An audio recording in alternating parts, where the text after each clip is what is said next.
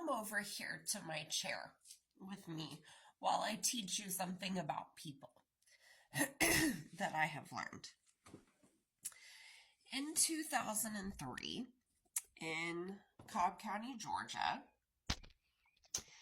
on the Roswell Road Chevron over by the Big Chicken, if you're familiar with the area, Angel Muhammad was with her girlfriend, Nadiana Antoine, and she pumped 67 cents worth of gas onto Nadiana and lit her on fire.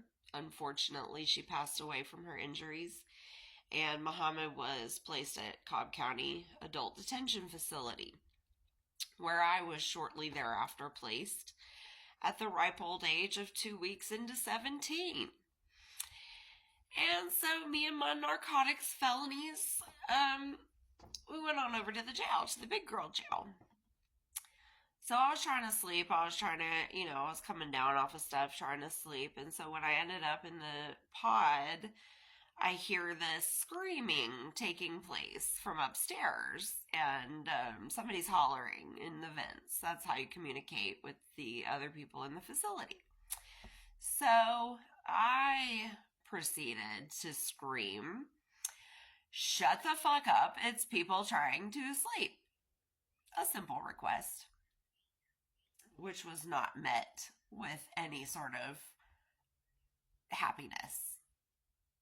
So the next morning, I'm becoming conscious and I hear the same voice behind me. See, I was on the floor because of overcrowding. I'm on like a horse trough in the floor. And I couldn't see the people who were screaming the night before, but now I can definitely see the person, and she is big and she is right behind me, and she is talking about, "Oh, that's her. I'll flip her over in her sleep." Uh-oh. So, fortunately, my grandparents showed up like within the hour, and I was out of the pod and gonna avoid that confrontation. So, 2 weeks later, I was back, like you do, and I was put back where I was before, which is how they do. So, for the next few years, as I went in and out on different probation violations, I would continue to be placed with her. And over time, I did learn what she was arrested for, and she was there for quite a while, going through the trial itself and then several rounds of appeals before she was finally transferred to prison.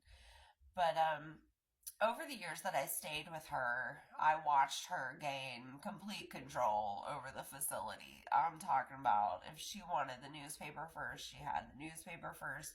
If she wanted to come out of her cell in the middle of the night, she was going to come out of her cell. If she wanted to leave the pod and go out into the sally port, she could do that. And the guards kind of let her do whatever she wanted. Not really going to speculate too much into that and what was going on, but she had carte blanche. But just because you were hanging out with her does not give you carte blanche. So one night, her little girlfriend got locked accidentally into Muhammad's cell at lockdown. So this is a problem, because in an hour or two, the first round of walkthroughs will happen and she'll be discovered. So she was. The guards came through and she was taken out of Muhammad's cell and unfortunately straight to the infirmary with her broken arm.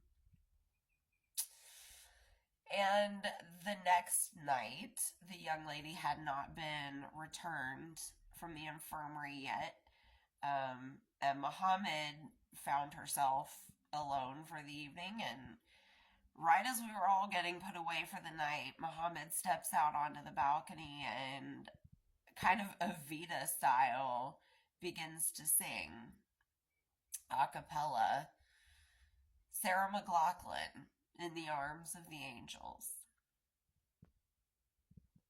And I learned something in that moment, because again, I can only speculate that she was singing to Nadiana, the tears were just pouring down her face.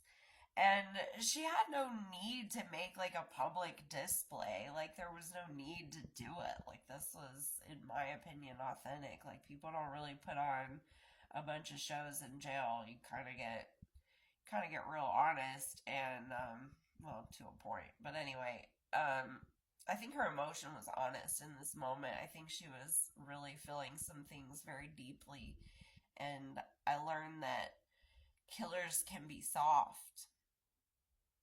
And I don't know, that stuck out to me. It's lasted with me my whole life. And I was telling a coworker about Muhammad yesterday, and thought I'd come on and tell you guys about her as well.